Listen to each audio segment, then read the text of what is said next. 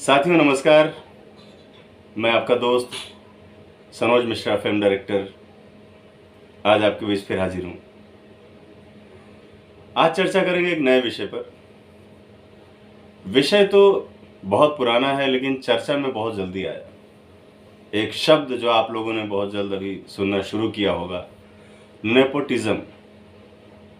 और ये नेपोटिज्म मेरे ख्याल से जब सुशांत सिंह की मौत हुई, जो अभिनेता थे हमारे, उसके बाद से कुछ ज़्यादा ही चर्चा में रहा, ट्रोलिंग में रहा, सोशल मीडिया पर यहाँ वहाँ, और बहुत सारी इस पर डिस्कस हुई, बातें हुई और बहुत सारे गॉसिप, कहानियाँ, किस्से, पता नहीं क्या क्या बनाए गए। और नेपोटिज्म के बारे में एक बड़ी गंदी सी धारणा लोगों के बीच में रखी गई। नेपोटिज्म नेपोटिज्म मतलब भाई भतीजावाद, भाई भतीजावाद। हालांकि जिस तरह से सोशल मीडिया और सब ने इनको बहुत ज़्यादा इसको नेपोटिज्म जैसी शब्द को बहुत ज़्यादा ग्लैमराइज किया और बहुत सारी चीज़ें उसमें डाली, फला एक्टर ये है, फला आदमी वो है, हर आदमी अपनी कोई कुर्सी नहीं छोड़ना चाहता, कोई सीट नहीं छोड़ना चाहता, बहुत सारी इस तरह की बातें हुई। लेकिन इस मामले में मेरा जो अपना नज़रिया है या जो मैंने अपने धरातल पर जो चीज़ों को देखा है वो अलग है। अलग इसलिए कह सकता हूँ कि मेरी सोच अलग है। मुझे नहीं लगता कि नेपोटिज्म जैसी कोई चीज़ बॉलीवुड में होती है। इसके पीछे मेरे अपने तर्क हैं और मैं उन तर्क के साथ आपके साथ डिस्कस करना चाहूँगा, बातचीत करना चाहूँगा। अगर किसी को कोई संदेह हो तो आप कमेंट बॉक्स में आकर अपनी बात रख सकते हैं। और मैं ये नहीं कह सकता हूँ कि मैं ही अपनी तरफ से सही हूँ, लेकिन जहाँ तक जो प्रैक्टिकली मैंने अपनी लाइफ में देखा है अभी तक या समझा है, वो मैं आपसे शेयर करना चाहता हूँ। और वो शेयर में सबसे बड़ी बात यह है कि नेपोटिज्म जैसी चीज़ बॉलीवुड में नहीं है। अगर नहीं है तो फिर क्या है? वो वही है जो समाज में है। अगर नेपोटिज्म होता तो आप सोचिए, धर्म जी, मनोज कुमार साहब, देव साहब, सुनील दत्त, मिथुन चक्रवर्ती, नवाजुद्दीन सिद्दीकी, राजकुमार राव, रणदीप हुड्डा, कार्तिक आर्यन, आयुष्मान खुराना जैसे, विकी कौशल जैसे बहुत अच्छे अच्छे जो एक्टर आए हैं हमारे बीच में आज, जिन्होंने इतिहास रचा है अपनी अदाकारी से, अपनी कलाकारी से, ये लोग कहाँ से आए? अगर नेपोटिज्म होता तो क्या ये लोग आ पाते इंडस्ट्री में और अपनी जगह बना पाते क्या? आप सोचिए। इनमें से जिनका भी मैंने अभी तक नाम लिया, ऐसे बहुत से और लोग भी हैं जिन्होंने अपनी मेहनत के दम पर जीरो से शुरुआत करके और सफलता के शिखर तक पहुंचे वो लोग, और आज भी पहुंच रहे लगातार। आज की पीढ़ी भी लगातार पहुंच रही है क्योंकि उसके अंदर प्रतिभा है, और वो प्रतिभा जब एक अच्छे प्लेटफॉर्म के जरिए लोगों तक पहुंचती है तो मेरे ख्याल से वहीं से उस आदमी के दिन बदलने लगते हैं और स्टारडम की शुरुआत हो जाती है। नेपोटिज्म पे जहाँ तक हम आते हैं कि नहीं, भाई भतीजा भाई भतीजा भाई भतीजा, तो आप ये बताइए, स्टार पुत्र यहाँ पर बहुत सारे रहे होंगे, एक दो का तो नाम नहीं लूँगा। मान लीजिए जैसे धर्म जी के हो गए, सनी पाजी, बॉबी देओल, अभय देओल, देओल फैमिली, ईशा देओल, अभिषेक बच्चन जी हो गए, रणबीर कपूर, ऋतिक रोशन, ऐसे बहुत सारे नाम हैं जिन्होंने सफलता प्राप्त की फिल्मों में। लेकिन वो इसलिए नहीं प्राप्त की कि वो बड़े स्टार के लड़के थे या उनके रिश्तेदार थे, बल्कि इसलिए कि उनके अंदर अपनी प्रतिभा थी। लोगों ने उन्हें पसंद किया, लोगों ने पसंद किया और लोगों ने उनको सर आंखों पर बिठाया। इसलिए बिठाया क्योंकि उनके अंदर क्षमता थी, उन्होंने अपने आप को प्रूफ किया। बाकी जितेंद्र साहब के तुषार कपूर जी, फरदीन खान साहब, इतने बड़े बाप के औलाद जो फिरोज खान साहब के लड़के, आदित्य चोपड़ा साहब जिनको किसी तरह की कोई कमी नहीं, कुमार गौरव साहब, सूरज पंचोली साहब, विमोहन चक्रवर्ती, मतलब ऐसे बहुत सारे नाम हैं जो बहुत बड़े रसूख वाले लोग हैं, जिनके पास ना पैसे की कमी है, ना उनके लोगों को कोई पहचान की कमी है, लेकिन दर्शकों ने उनको नकार दिया। उसके पीछे वजह क्या हो सकती है, आप बताइए। अगर नेपोटिज्म होता तो ये बहुत सारे ताकतवर लोग हैं बॉलीवुड के, अपने अपने स्टार बच्चों को क्यों नहीं स्टार बना दिया? नहीं बना सकते, बिकॉज ऑफ उनमें प्रतिभा की कमी मैं नहीं कह सकता हूँ, लेकिन हाँ, लोगों की जो एक्सपेक्टेशन है, मतलब जिस उम्मीद दर्शकों की है, उस उम्मीद पर अगर वो खरे नहीं उतरते हैं तो लोग उनको नकार देंगे। यही कमोबेश अभिषेक बच्चन जी के साथ हुआ। अभिषेक बच्चन जी से बहुत सारी उम्मीदें थी, हालांकि बहुत अच्छे एक्टर हूँ, लेकिन फिर भी पब्लिक ने उनको धीरे धीरे बहुत लंबा अरसा लगा जब लोगों ने, अभी तो बहुत सारी अच्छी वेब सीरीज में भी वो काम कर रहे हैं, लेकिन उनको बहुत अरसा लगा अपने आप को साबित करने में कि वो भी एक अच्छे अभिनेता हैं, और उन्होंने साबित किया, कर रहे हैं। लेकिन एक लंबी लिस्ट है जो बहुत बड़े बड़े खानदान से रिलेटेड जो लोग थे, जो स्टार बनने की कोशिश कर रहे थे, लेकिन उनका बॉलीवुड में कुछ नहीं हुआ। एक दो फिल्में आए गए, मतलब मैं तो पहले से ही देख रहा हूँ। गुलशन कुमार साहब एक बहुत बड़ा नाम हुआ करते थे एक ज़माने में इंडस्ट्री में, आज भी हैं। उनके टी सीरीज़ कंपनी वर्ल्ड में बहुत बड़ी कंपनियों में से एक है। उनके भाई साहब थे किशन कुमार जी, उनको इस्टेब्लिश करने के लिए उन्होंने पूरी एड़ी चोटी का जोर लगा दिया। सबसे ताकतवर गुलशन कुमार जी अपने भाई किशन कुमार को एक्टर नहीं बना पाए, 5-6 फिल्में बनाई, बहुत सारा गॉसिप किया, बेवफा सनम और पता नहीं क्या कौन कौन सी फिल्में आई।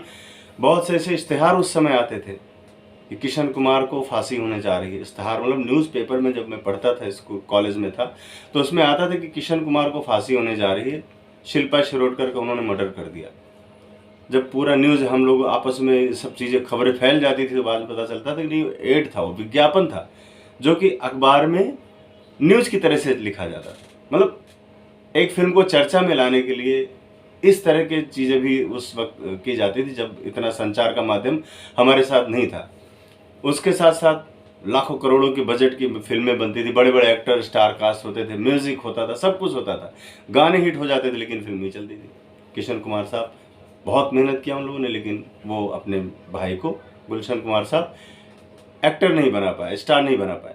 तो आप कैसे कह सकते हैं कि बॉलीवुड में नेपोटिज्म है? अगर बॉलीवुड में नेपोटिज्म है तो इसका मतलब समाज में भी नेपोटिज्म है। क्यों है? मैं उसका एक एग्जाम्पल आपको देना चाहता हूँ। सपोज मान लो आपने एक कोई शॉप, पिज्जा हट, कैफे कॉफी डे, कुछ इस तरह का आपने किसी जगह शुरू किया अपनी मेहनत के दम पे, जीरो से शुरू किया, आपने एक स्टैब्लिश किया, कस्टमर आने लगे, आपकी ब्रांड वैल्यू बन गई, आप अच्छे से सब चीज़ों को सेटल करने लगे।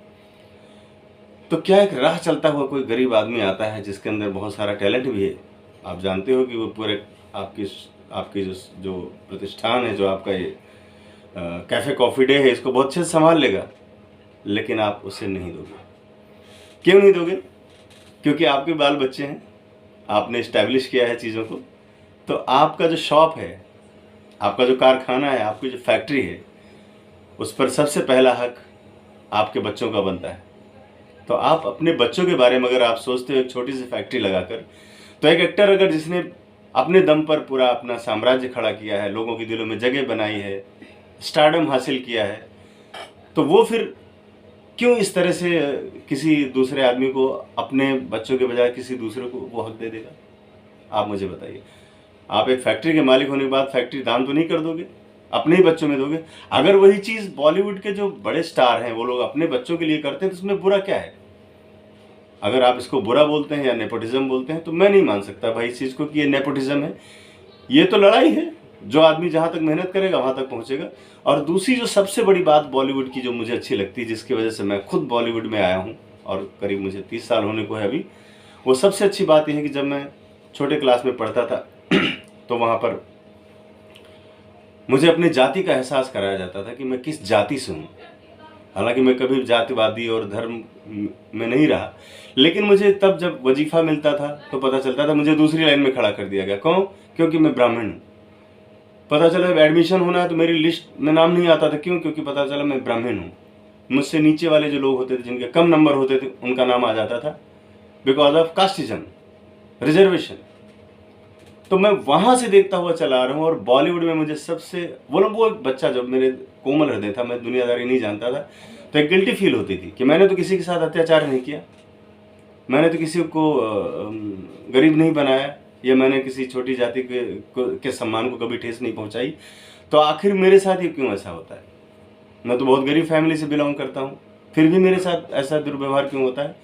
और गांव के प्रधान जी के लड़का है, उनको वजीफ़ा भी मिल रहा है, उनको उस समय जो स्कूलों में फूड मिलता था वो भी मिल रहा है, सारी चीज़ें, और मुझे अलग कर दिया जाता था, मुझे अलग कर दिया जाता था। उनकी फ़ीस आधी जमा होती थी, मेरी पूरी जमा होती थी। मुझे 10 रुपये महीने में जमा करने पड़ते थे, उनको 4 ही रुपये जमा करने पड़ते थे। ऐसी चीज़ें मुझे हमेशा दिमाग में रहती थी कि इंसान के साथ ये दुर्व्यवहार या बर्ताव, बुरा व्यवहार क्यों है। और जब मैं बॉलीवुड में आया तो मुझे लगा कि ये सबसे अच्छी जगह है जहाँ पर आप अपने टैलेंट को बता सकते हो। यहाँ पर रिजर्वेशन नाम की चीज़ नहीं है। नहीं तो जितने बड़े एक्टर हैं आज उन्हीं के लड़के लोग आज इंडस्ट्री में राज कर रहे होते। जितने बाहर के जो टैलेंटेड लोग आ रहे हैं, जो स्टार बन रहे हैं और जो नाम कमा रहे हैं, वो कभी नहीं आगे बढ़ पाते।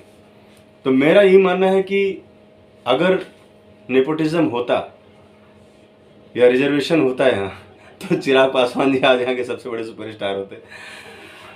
क्योंकि यहाँ पर आपकी एक्चुअल जो क्षमता है, एक्चुअल जो आपके अंदर टैलेंट है, हाँ ये ज़रूर है कि आपको जो प्रतिभा है, पहली बात तो आप समझ लो है भी कि नहीं है। अगर है, क्योंकि बहुत सी चीज़ें, मानसिक रोग भी होता है आदमी कि अहम ब्रह्मास्मि, मैं ही ब्रह्म हूँ।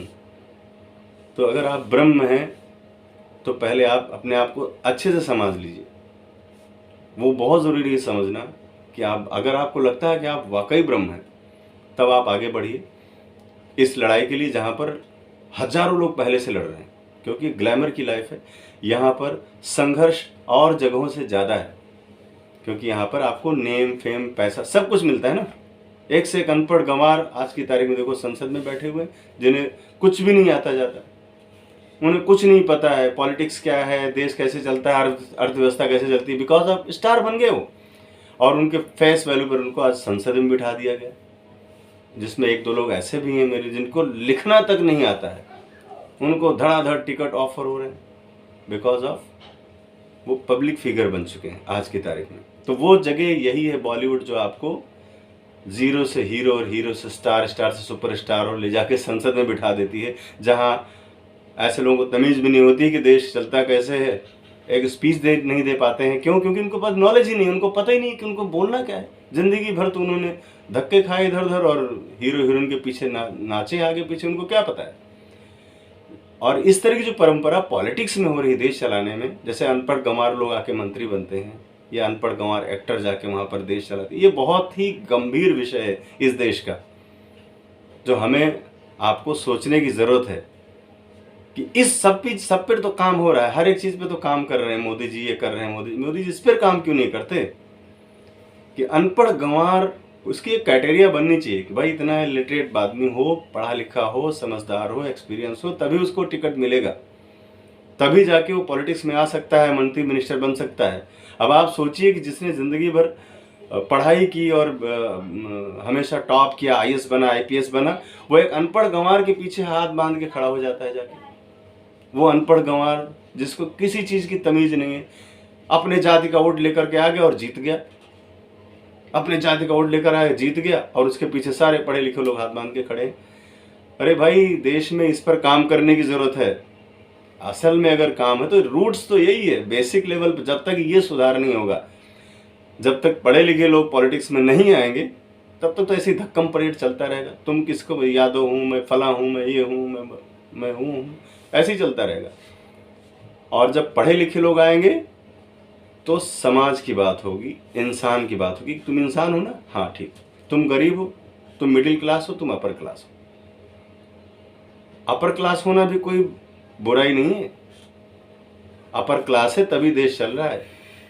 पॉलिटिशियन सब चिल्लाते हैं हम गरीब गरीब गरीब, पिछड़ा गरीब पिछड़ा। अरे भाई, अमीरों ने कौन सी गुनाह कर दिया है? उन्होंने अपनी मेहनत के बल पर अमीरियत हासिल की है और उनके टैक्स से देश चल रहा है।